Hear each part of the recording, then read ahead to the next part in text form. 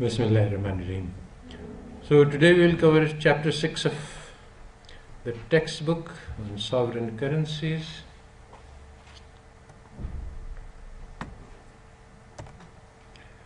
So the classical theories of money say that money is a unit of account. It is used to measure the value of objects. It can put different things on the same scale. So the value of a car and the value of a house and the value of furniture, they can all be measured in terms of money. So that is one way to understand what money is. Money is also a medium of exchange.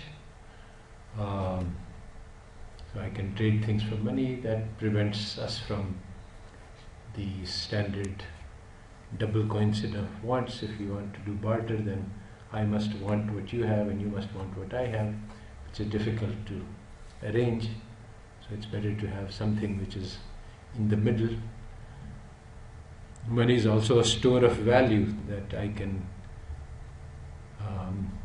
keep it away and then I can use it tomorrow. So it's a way to transfer earnings from today to tomorrow. I earn today and I spend it tomorrow. Also, contracts are written in money terms. Often the wage contract and many other contracts. So it is a standard of deferred payment. So if I say that after you complete your job, I will pay you XYZ, so that XYZ is usually denoted in monetary terms, and this is what creates a monetary economy, according to Keynes. Now, the sovereign currency or the fiat currency, fiat means just by law, it does not have anything behind it. It has no backing. Previously, money used to have backing in the sense that when it says that the bearer of this note will be paid, so that payment was supposed to be in gold. But now for many years since the Nixon shock in the 1970s, this has not been the case. And so from experience we know that money does not need backing, in the sense that we are using it every day. So the people who say that no, money must have gold behind it, well, how does the world function today if money needs gold? So the system is functioning. So it's not that money must have gold. Now we can ask about whether a gold-backed system is better or worse, but we cannot say that money cannot function without gold, because we have daily experience that it does. So how does money function without any backing? That is a mystery which many people have tried to solve. So one of the things is that the government writes that this is legal tender, which means that the government says that this is legal to use for any transactions. But the textbook gives many examples of situations where money is said to be legal tender, but people don't use it for various reasons. And other situations where some sort of currency is illegal to use in the country, but people use it anyway. So the fact that the government says that this money is legal does not give us an explanation of what gives money value. So it still remains, why do people accept money? Well, there are two reasons, of which one, the book mentions one of them, and I am going to mention the other one. The other is the social consensus. Money is something which you know that other people will accept. As long as everybody accepts, then, or sufficient, it doesn't have to be everybody.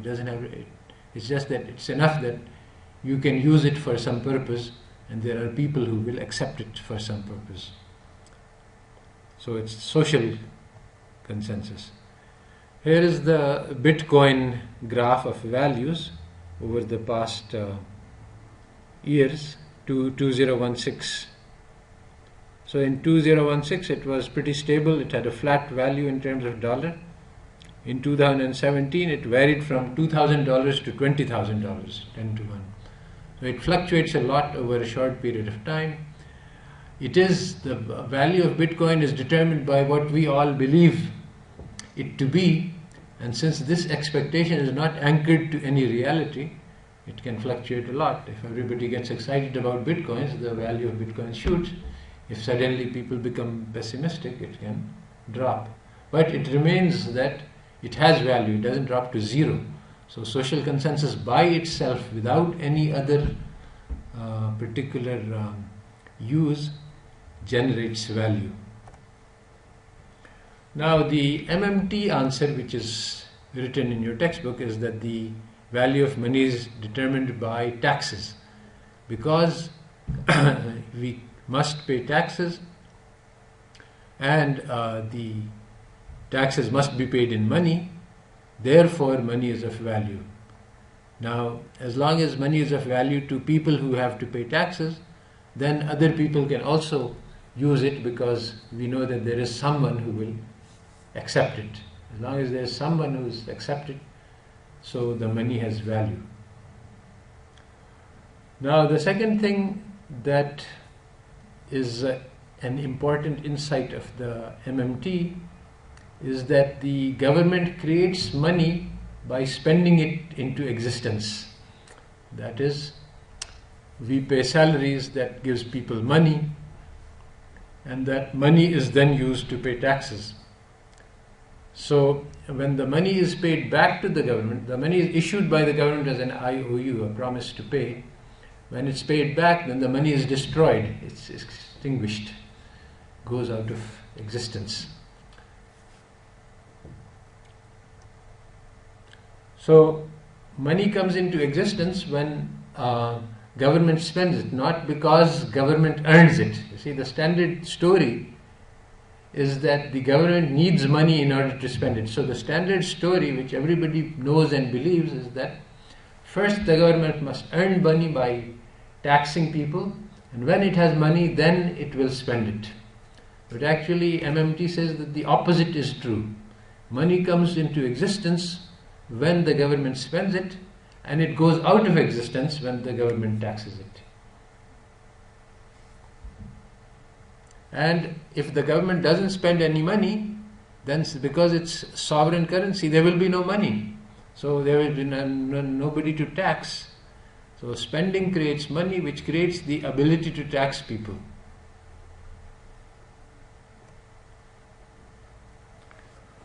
So another important concept from MMT is that money is a unit of account. It keeps track. It's like a scorecard. It keeps entries that, okay, when I pay you money, it means that I write you an IOU. You can just record it in an entry that, okay, so and so owes so much money to so and so. So it's like they say that, you see the scorecard on football games, so there's a number up there. And so basically money keeps track of the numbers between us. It doesn't have any physical presence, it doesn't have any substance. Money is not gold, it's not paper. It's just a way to keep track of scores. So when you have scores, then you understand that this is an artificial number. I say that, okay, today we are going to, every score will be doubled, so your score can be doubled. There is no substance which needs, if you think of money as gold, then to double the money you need to bring in more gold. But if it's just a score which is an abstract entry in a computer, it can be increased, changed at will. It's our decision. It's how we make the rules of game as to who will score how many points. So this is one of the keys to understanding money, because what is money? This is an issue about which many people have written a lot of books. So this is one way to understand money. It's just a scorecard. Now,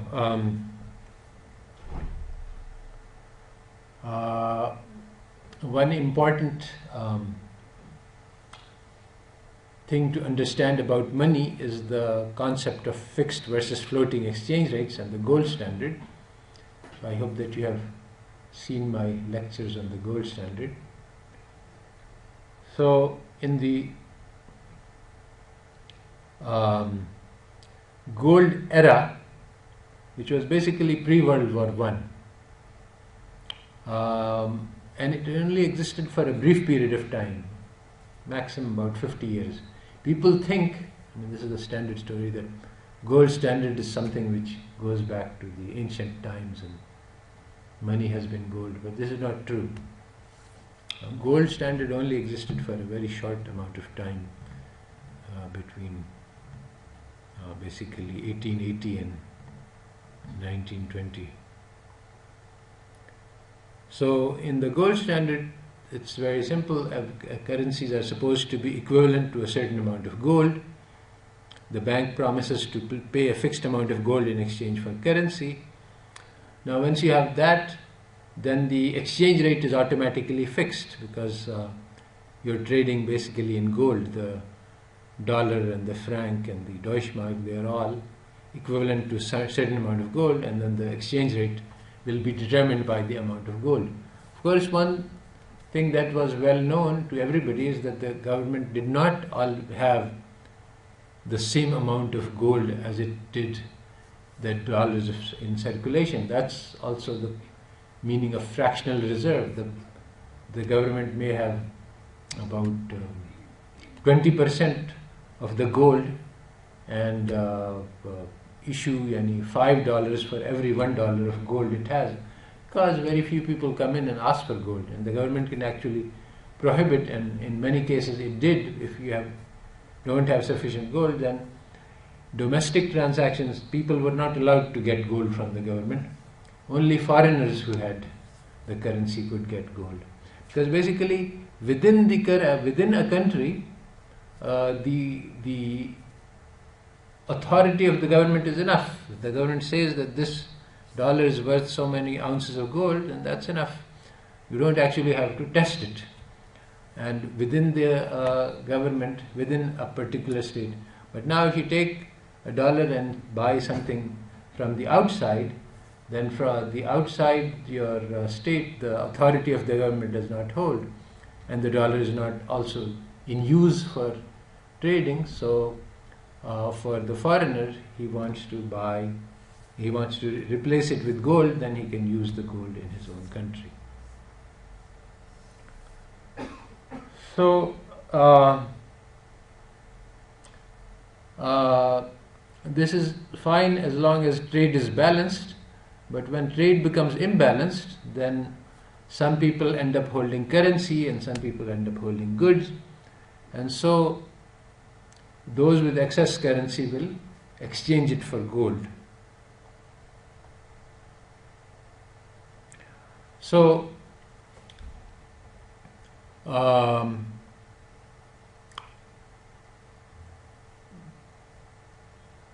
the issue was actually that in the early period of time, before around the 18th century, when Adam Smith and David Hume were writing, that was the era of mercantilism. And basically you can understand economic theory only in its historical context.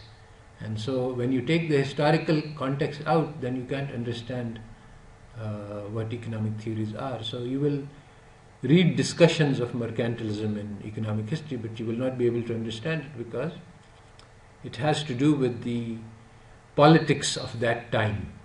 And what was the politics of that time? Well, basically that was the era when landlords were powerful and the government was powerful. And the commercial classes, the trading classes, they were not powerful. But the Industrial Revolution had taken place, and so the merchant class was rising and it was trying to get more power. So The mercantilists wanted to acquire gold. So the whole theory is about maximizing your exports and getting gold in return, and minimizing your imports and preventing gold from flowing out. This was not very good for the trading classes who wanted both way trades. Why did the mercantilists want gold? Well, gold was very useful to the government because they wanted to use gold to pay their armies. And the landlords also wanted to measure their wealth in gold, and they did not want to allow for the import of corn. Especially there were these corn laws, because basically that would compete with their product, the agriculture produce, in the labor market, in the domestic market. So basically the repeal of the corn laws after at least a 50-year battle was a sign of the power of the emerging merchant class. When the corn could be imported cheaply, then it became possible to feed the labor that was sustaining the factories. And so this was a win for the merchant class and a loss for the landlords, because their product was devalued. And similarly, the theories of free trade and David Hume's specie flow mechanism, this was designed to reassure people that, look, loss of gold is not very harmful, because what happens if you lose gold to the other country, if you import a lot of goods, then gold flows out of the country. That's not a problem, because what will happen is that if you have low amount of gold, then first of all there's the quantity theory of money. What will happen if your money stock is lowered? Prices will go down. Prices will go down, then people will start being able to export more, and so when the other countries start buying your goods, then gold will flow in. So basically the gold flow will equilibrate. But this is a theory which exists in the mind of Hume, and it doesn't have much to do with reality. So anyway, basically the point of the theory was not the equilibration. The point was to argue against mercantilism, that instead of having this policy of trade restrictions and trying to maximize gold, we should be trying to maximize trade, allow our industries to do the exports and do the imports freely, and this will be helpful to the merchant classes. So actually the problem is that with this kind of Hume specie flow mechanism is that it relies on creating a depression inside. Prices don't fall easily. If your gold flows out and your money contracts, then it will lead to a depression in the country, which will cause prices to go down. So in some sense it's true, but people will not allow this to happen. Many other things can be done. For example, you can reduce the reserve ratio and increase the money supply to protect your domestic economy. So things are not as simple as Hume thought. As we have seen in those lectures, there is a serious problem with the gold standard, because the domestic economy requires often an expansion of the money supply to keep up with the needs of the domestic economy. But if you expand money supply, then the value of your currency relative to foreign currencies will change, and so the foreign trade cannot be stably maintained. So if you want to keep your trade stable, you have to keep your currency stable. But if you keep your currency stable, you cannot cater to the needs of the domestic economy. And this basic dilemma is a very serious problem with the gold standard. In general, what happened was that the financiers won this battle, the people who have the gold and the money. As a result, the laborers have less power. So recessions were tolerated and trade was maintained stable. So this was the win of the class of financiers over the class of laborers.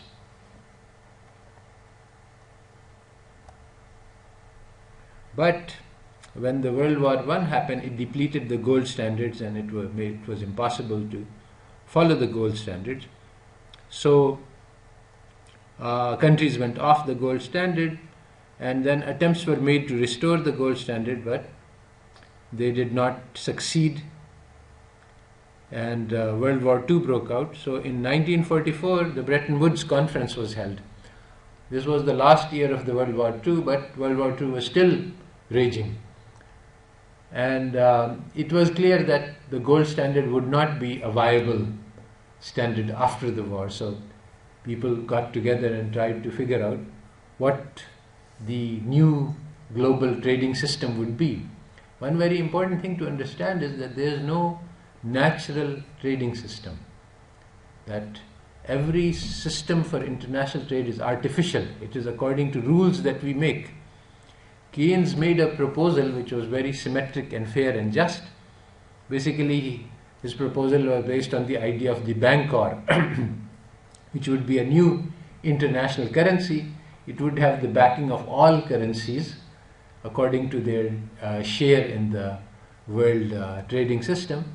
And then this is the currency that we would use to trade. And so that would be a symmetric method. This was rejected because of the power of the USA, and instead the so-called gold exchange standard emerged. The USA promised to back the dollars with gold, and the USA did not get affected by the war, so they had infinite amounts of gold sitting around in Fort Knox and other places. So they said that, okay, the dollar is just as good as gold and people will use dollars. So this was called the gold exchange standard, in the sense that instead of trading in gold, you trade in something which can be exchanged for gold. That's the goal. So this was the standard that was implemented. So basically, in effect, dollars replaced gold. Now, the Vietnam War led to the excess printing of dollars. Just like World War I and II depleted the dollar reserves of Europe, so the Vietnam War did not deplete the gold reserves, because gold is no longer used for trading. But what happened was that they started printing a huge amount of dollars, and basically it became clear that if the dollars that are outside the country people tried to redeem, then they could not be redeemed. So French President de Gaulle said that he wanted to trade his dollars for gold, and so to prevent that, Nixon announced that there is no convertibility of dollars for gold anymore. So now all countries were floating. All currencies, there is no tie to gold. When the dollar is not tied to gold, then you cannot tie your currency to the dollar. At least it doesn't make sense to do so. And so suddenly the question of what should be the exchange rate becomes a new question. And basically the floating exchange rate is the only solution. When this first came about, people were very worried and concerned and scared that the system will not work, because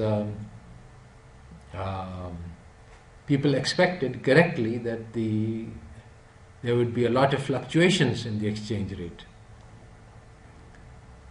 But in fact, the trading system did not collapse, and current system of floating exchange rates emerged, and the petrodollar emerged. The USA managed to negotiate with the OPEC countries, and basically it said that all oil must be traded in dollars. So if we buy oil from Saudi, we buy it in dollars, and if Colombia sells oil to South Africa, they also sell in dollars.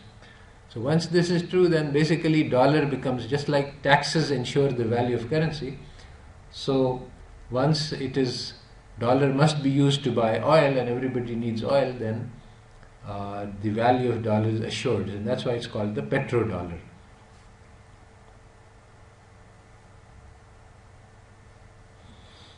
Now, in a floating exchange rate situation, countries cannot have balance of payment problems technically. although they do have balance of payments. We know that, we have experience, but technically the government does not need to interfere in the foreign exchange market. Let the free market determine the exchange rate. So if there is a high demand for dollars, the value of the dollars will increase. If there is low, the government doesn't need to interfere in the markets at all. The government does not need to hold any reserves of any currency. Let that be determined in the private market. That's the theory, but in practice, nearly all governments hold foreign exchange reserve, and nearly all governments stabilize the exchange rate. So this is called a managed float as opposed to a free float. So we float the currency, but we manage the exchange rate to try to maintain stability and to try to keep desired targets. So as long as so the modern monetary theory recommends not to keep exchange rate reserve, not to manage the float, and to allow the foreign rate to fluctuate. In that case, the government can run the monetary policy according to the needs of the domestic economy without worrying about the impact on foreign trade. This is true as long as the government does not have foreign debt. If the government has foreign debt, then it has to pay that in, and that constrains the policy of the government. So, but this is a choice of the government. The government need not acquire any foreign debt. In fact, that's what supposedly the recent decision between Pakistan and China has been that we will trade in our own currencies, and technically they can hold rupees if they have a surplus, and we can hold yuan if we have a surplus. And so we are not acquiring liabilities. We can pay for our purchases in rupees. So if that is so, then there is no foreign exchange liability. The Bretton Woods system did not take into account the communist countries. The communist countries did not enter into the Bretton Woods system, and they developed their own system of trade which did not involve the dollars, and that was based on different set of trading rules which are still very useful and valuable, in the sense that if we want to eliminate dollar dependence of the Pakistan economy and avoid these kinds of balance of payment crises which we are currently in, then we can use other systems for trading, and these exist.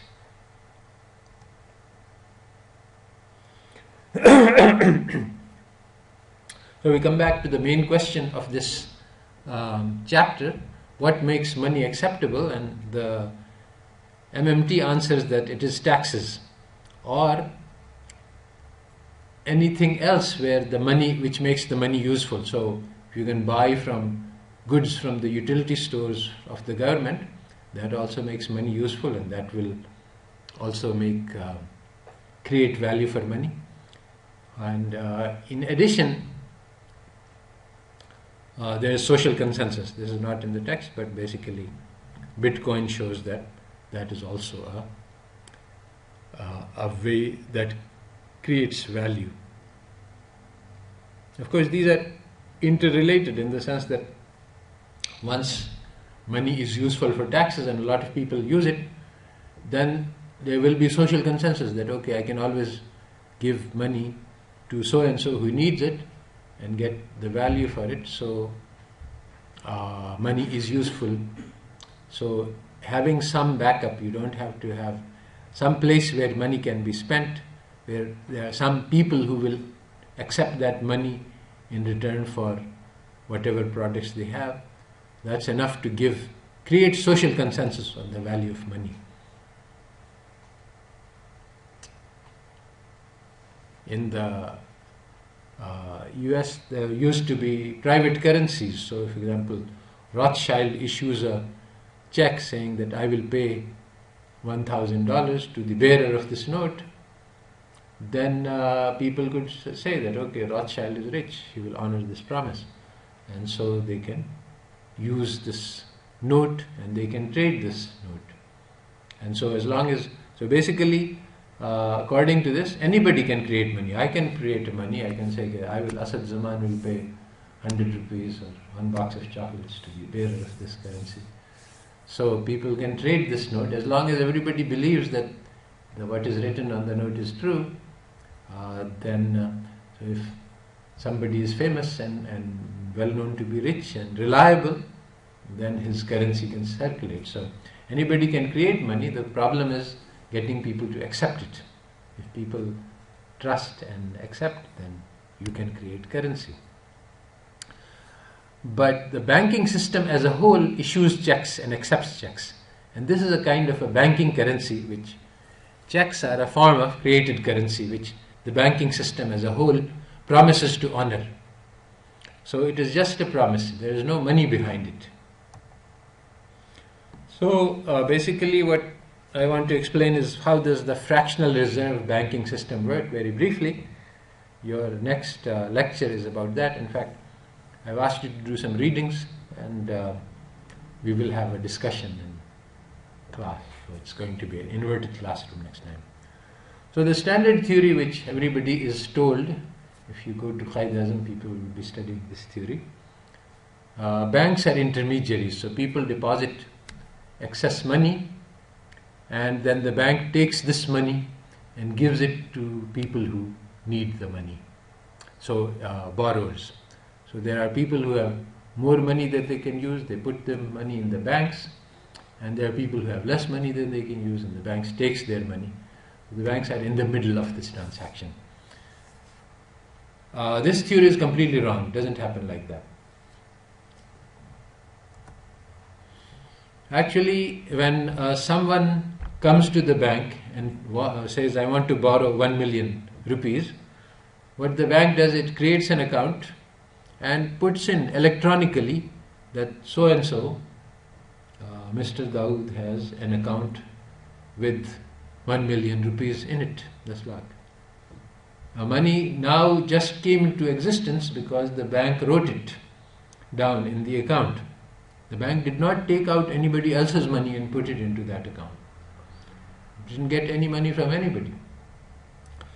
This is called fractional reserve, because if you look at all of the claims on the bank in terms of the demand deposits, and you look at the cash that the bank has, then the cash is only a fraction of what the claims are. So, of course, people who don't know this and hear this for the first time, they are very surprised that what happens if the Dawood comes in and says, okay, give me my 10 million, give me my 1 million, because now there's no cash there behind that demand. Well, the bank has cash, so it gives you 1 million. It takes it from its own reserves, but it doesn't take it from anybody else's account. Everybody else has a account which has an entry, so it doesn't reduce the entry of anybody else. Everybody else has the same amount in their account as before.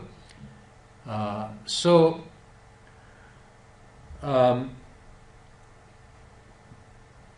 basically, fractional reserve works by the banks having only a fraction. And now, depending on how financialized the economy is, the reserves can vary. So in a highly financialized economy like US, UK, Europe, about $100 is available in the checking accounts. The bank has only $1 in cash in its possession.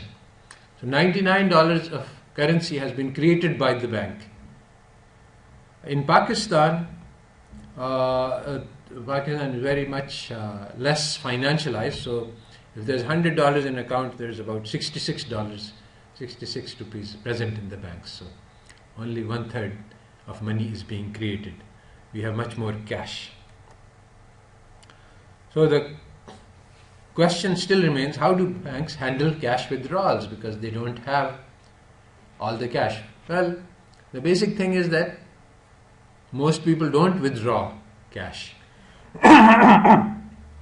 In fact, there is a rule of thumb that if there's $100 in cash, then you need about $20 5 to 1. $100 of deposits, you need only about 1 to 5 in order to be able to handle the cash. So I'm going to explain how this fractional reserve works. So let's look at first case where we have a highly financial economy. Only checks are used for transactions. So when I buy something, I pay for it by check, and the other person deposits his check. So then there is clearing that happens. So every bank has an account in which there is lots of demand deposits and a certain amount of cash. So I write a check on my account. So a check goes from bank I to bank J. Thousands of such checks are written. Money flies all over the place, going from bank X to Y, Y to Z, Z to etc. And accounting entries are being made. That no money is actually changing hands. We just keep track. This is a scorecard. So I'm going to show you how this scorecard works. So let's suppose that at the I have these 10 banks, and let's suppose at the beginning of the day, Al Falah has 100 rupees in cash and it creates 900 rupees in credit. And at the beginning of the day, all of them have 900 rupees in credit. So all of them had 100 cash and they created 900 in credit. And so the total amount of credits was 9,000 rupees. There are 10 banks from A to K. Now suppose that at the end of the day people write checks to each other, and at the end, so the amounts are being traded, but there is no the only transactions, it's a fully financial economy, only transactions that are taking place by check. No cash is being traded. So at the end of the day, some banks will have more, some banks will have less. I have given a random picture that from 900 only 200 remains. From Al Falah, 700 units of checks were written to other banks.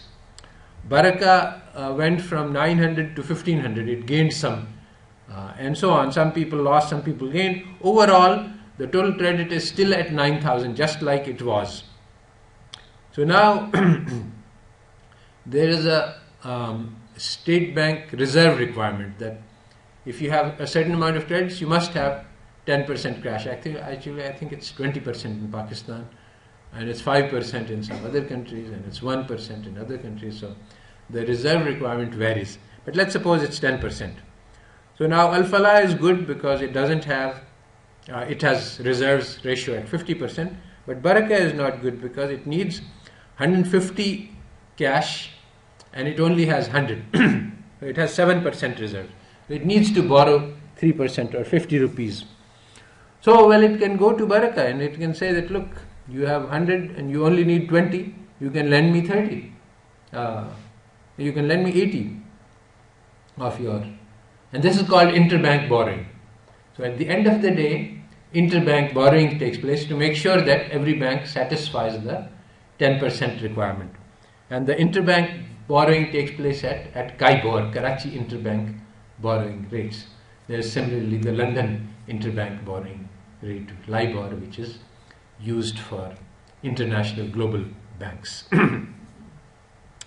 So you can see that some banks have excess, some banks have less. Overall, the credit, there is enough, because there has been no leakage of cash.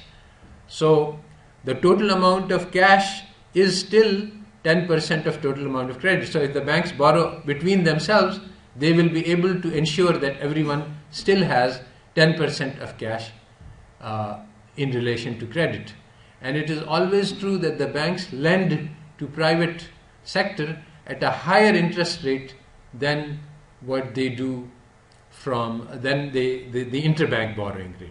Sometimes even said that we will lend at KIBOR plus 2% or KIBOR plus 3%. So whatever it is, so regardless of what the interest rate, the bank is always making a profit, even if they borrow money from other banks to make up their reserve requirements. What they have lent, they are getting more money on. So the difference they are always making.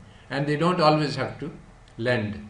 They don't always have to borrow money. They are also lending money to others on this interbank. So Now consider that there is a leakage. So in the case of leakage, I have just said that, okay, everybody comes in and withdraws some cash, so the credit remains exactly the same as before, but some people also withdraw some cash. So instead of having 100 each, banks have different amounts, 58, 59. So now the reserves are now different. And now we don't have enough cash anymore. Yani the cash is not 10%. So now the whole system as a whole doesn't have enough cash to make 10% of its credit. So what will happen? That's exactly what the central bank is for.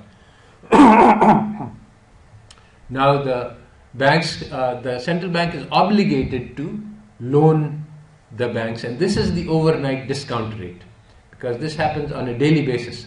Now you see, Bank Al-Falah is good, it has 29% reserve, but Barakah is not good. It has 59 rupees in cash and it needs 150 to get to 10%. So it has about 91 rupees that it needs to borrow. So it will go to the central bank and it will say, I want to loan of 91 rupees, and it will borrow 91 rupees. Actually what happens is that the banks, every bank has a account at the central bank. So the bank will simply write 91 rupees as credit in Barakah's bank account, reserve account at the central bank, and so that will bring up the Barakah reserve requirement up to 10%, and the overnight discount rate or the overnight interest rate, which is the policy instrument of the bank, this is what will be charged to the bank as a result of this one-day borrowing. Tomorrow the situation will be different, because cash flows in and cash flows out. Tomorrow people might deposit banks, or they might take out more, but or some people might take cash from some bank and put it in some other bank. So this varies on a day-to-day basis. So every day, at the end of the day, there is clearing which takes place, and this is what happens. So now what happens is that the banks make money by credit, by giving loans, and the less cash there is, the less they need to keep in the way of reserves. So the cashless economy is great for the financiers. That's why they did this experiment in India, to see how it works. So this is called leveraging. That a bank has cash deposits of 1,000 and reserve requirement is 10%, it can create credit of 9,000.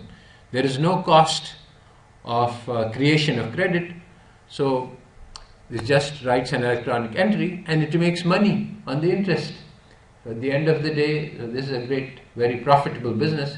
The product that you manufacture is costless, and you make real money as a return. And now superficially it looks that the system can only create 9,000, but actually there are second round effects. So suppose that all the banks create 9,000, and now you see,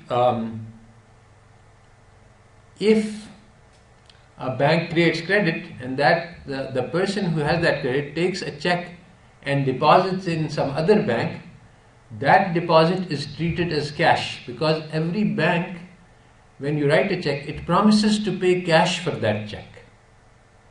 So even though it doesn't have the cash, the check itself is not written that this check is backed by nothing and this check is backed by money.